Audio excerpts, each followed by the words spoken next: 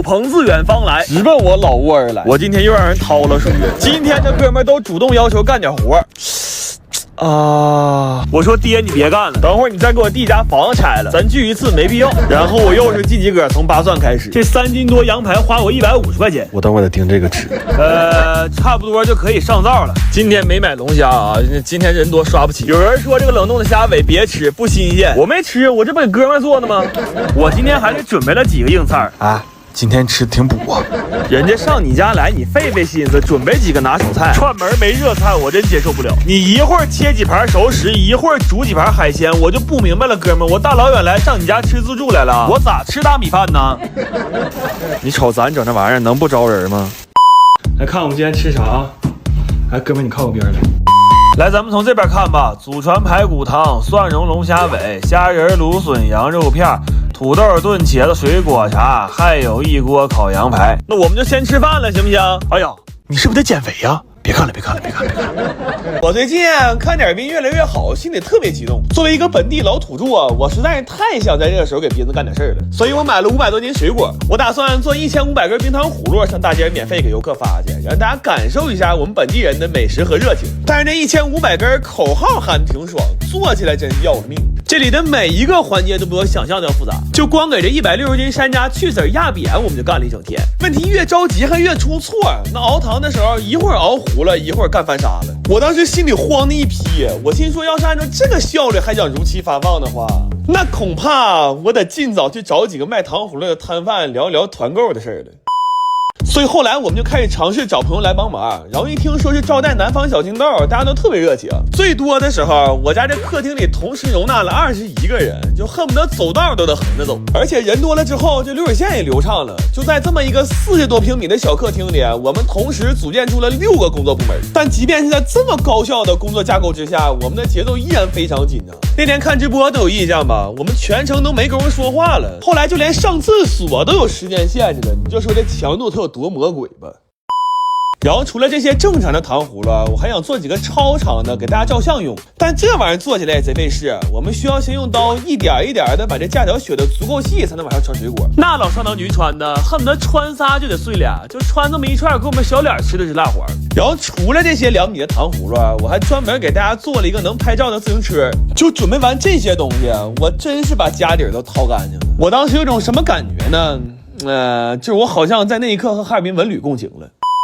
最后盘点了一下，历时4天，我们一共做出来1726串，再多做1串我都容易嘎了。然后发的时候，考虑到几个景点间隔太远，我就弄了个小推车，我把这几个景点串成了一个路线，然后全程推着这小车给大家发。零下20多度的天里，我们走了9个半小时，给我冻得都想嘎肾了。但是看到大家拿到糖葫芦之后那种喜悦，我真特别满足。然后那天还有很多本地人自发来送暖贴和维持秩序，我当时就觉着今年要是从物理温度上来说，可能哈尔滨最冷的一年，但是从情感上来说的话，今年的哈尔滨呢，它实在是暖得发烫啊！来了就是自己人，欢迎你来哈尔滨！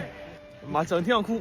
我奶呀，87了，从来没吃过蛋堡。完了，她还洗命，她觉得外面那种小摊的肉不好。我干脆买个机器，我说咱回家自己做。但我也没做过这玩意儿啊。我努力的回想了一下我的夜市上吃的这些师傅，做的不少。后来终于让我想起来了，我有个前女友在夜市吃腰子，从来不加糖。你说这个那它气不气人？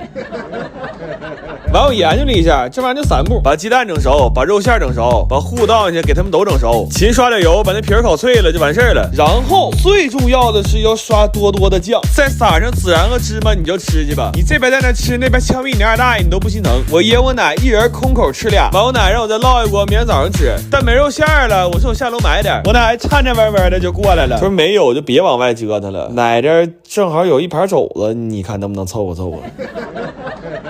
这肘子放的确实比肉馅香，一共就烤仨，出锅就让我奶手办贵了。完我把大家剩的米饭做成烤饭团了。弟说这个热量爆炸呀，这得运动运动再吃。他拿那华为电子表设了一个1000米的燃脂跑，这表是前2天我俩趁得物活动买的，打完折才500多块钱。经典的外星人表盘，还有好多运动功能。这2天正好有官方的限时补贴活动，除了数码产品，衣服鞋都打折。点评论区链接或者上得物搜126962就行。完我弟跑了没有200米就瘫沙发上了，热量还没爆炸呢，心率先爆炸了。然后算了一下，我这个蛋堡的成本大概是1.5块。要是夏天能出些事儿的话，我打算咬咬牙狠心卖3块。文临走之前给我爷我奶明天饭也安排出来了，早晨喝粥吃土豆丝煎蛋，中午喝粥吃红豆饼和韭菜盒子，晚上喝粥吃他那肘子蛋堡和玉米烙。我奶说你不行，你买俩花卷上来吧，你爷不能一天光喝粥啊，那也吃不饱啊。哎呦我操！今天是网友点菜环节，往常都是网友点菜博主吃，今天我打算让网友点菜网友吃，给网友做了一个纯老汤肘子，这汤能是我奶80来年吃肘子一勺一勺攒的。完他还点了个前帐口的鲍鱼给包，他吃挺来卖，说等惠庆叫高低的带我去，咱也不明白为啥。完还点了个荞麦腰花，但这菜辣，我怕他吃拉肚了，我特意把那段戴手套拌菜的过程给录下来了，就他要窜上了，我指定是拦不住，但我不能背这锅呀。完这老小最近减肥呢，说已经装1个多月了，我说那咱主食吃菜团子，但是我还是做了一个芝士蛋糕。我说你这么想啊，减肥期间摄入点热量，那最多是个减肥失败，但你要胖的没边了，还舔脸吃蛋糕，那你在别人嘴里就是没皮没脸了。完了，社会上规矩咱也懂，点了一桌子，我不得净拿菜啊？给他做了一锅羊杂汤，还炸点辣椒油。我听说这活爹在家连饭都不会焖，这样我寻思你掰着白菜帮子蘸点辣椒油，好歹能扛个饿呀。完最后他点了几个家常菜，我寻思这怎么的，是照顾我呀，怕我多花钱呢？他说不是，我就想看看你和我家北门卖盒饭这个大爷到底谁狠一点。来吧，这样了，老肘、志高、羊汤、油椒、爆鸡。第3辣油、菜籽、半腰、包肉。完我问我弟去不去，他说有那功夫挣钱不香吗？这小子最近干个兼职，在网上学了有声书配音，时间自由，回报还高，每周抽几个小时就能挣不少。链接我放评论区了，有需要的朋友可以看看。我说就你这水平还能挣钱呢？他说我不是就趁着好时候掏他呢吗？这个见着网友了啊，应该有的人也在网上刷着过他，限时嘎嘎板着，嘎嘎权威，而且对待外卖非常严谨啊，特意洗了个头，还喷了香水下来求的。我一度觉得我那个肘子都没有他香。咱奶啊，虽迟但到。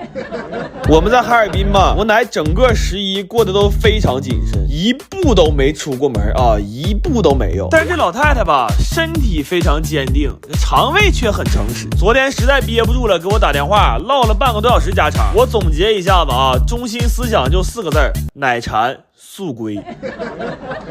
奶馋了，咱说奶馋得有包啊，他吃上心不慌啊。今天这包子是茄子馅的，茄子块挺大，我就没切肉粒儿，但肉末必须得多，要我奶该以为是素馅的了。上我奶奶酱骨棒是老演员了，这盖一周开，我的妈呀，一道小香。前2天吃杀猪菜，我藏块五花肉，寻思我奶批评我爷的时候拿出来，现在看起来可能是等不了那么久了，我奶再不干点肉，可能要没劲批评我爷了。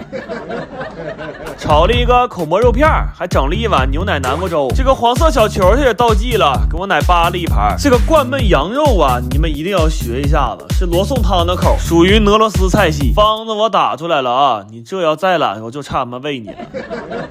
来吧，吃香香吧，茄包、黄球、红蛋、大骨、口肉、番鸡。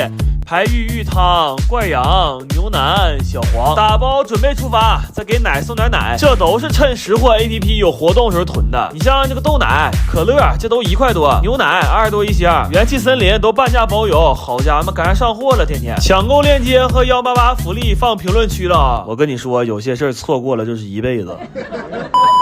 拍一拍，拍一拍，好好拍一拍。吃没了，我给你们俩打电话。